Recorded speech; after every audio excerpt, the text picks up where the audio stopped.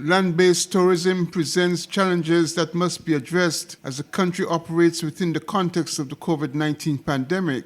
According to Tourism Authority CEO Raquel Brown, room stock in the Federation is not the same as before the pandemic impacted tourism. She indicated that the Federation is currently not in the best situation in relation to land-based tourism. Before COVID, we had around 1,800 rooms in the Federation. And when I say room stock, I'm not just including our hotels, I'm relating to all tourist accommodation. So hotels, bed and breakfasts, condos, villas, apartments. And for that reason, with COVID, many of these and our larger hotels, we've seen what has happened. With that in mind, going into the winter season, unfortunately, we're not as competitive as where we should be.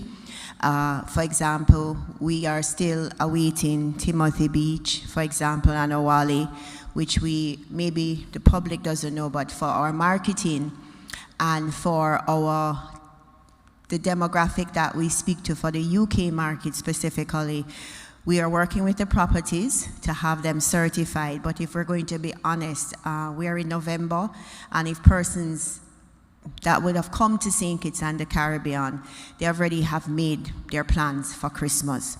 So at this point in time, not having had those hotels in our room stock from around August, September has affected the destination. I would like us to look forward, though, to 2022.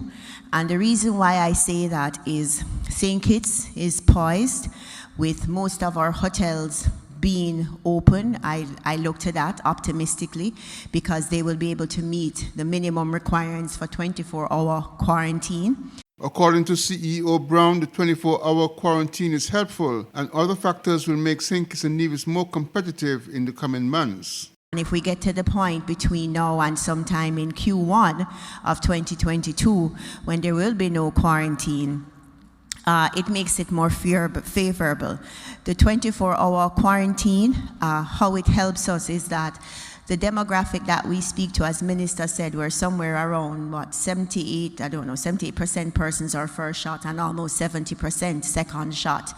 The demographic that we speak to are fully vaccinated. Our requirement is that you must be fully vaccinated. They are looking to go to places that are safe and have relatively good information available as it speaks to travel requirements. If you go on our website, for example, which most persons go to if they're looking for a vacation, that's where they're directed to. Our travel requirements are there and have been there since March last year, as we have updates on press releases and information on the destination. It is there. The 24-hour requirement information is there, and as of yesterday, we are including the vaccination rate because I attended a seminar and I've realized that that is a very key point for our main source markets, which is the UK, Canada, and the US. In our demographic, 84% of persons in all source markets are looking to travel internationally next year. And so we are more poised to reach them as we start our marketing for Q4. So if I'm going to be as truthful as I can, it is our situation for Q4 is not as bright as we would like it to be for the winter season, the first part of the winter season. But I do believe with the traction that we will pick up in the next couple of months, November and December, persons planning for Q1 and early spring, we're more favorable to do better. Globally, the Caribbean is listed as doing very well in tourism recovery, with robust growth expected in 2022. Glenn Barth reporting for SKN Newsline.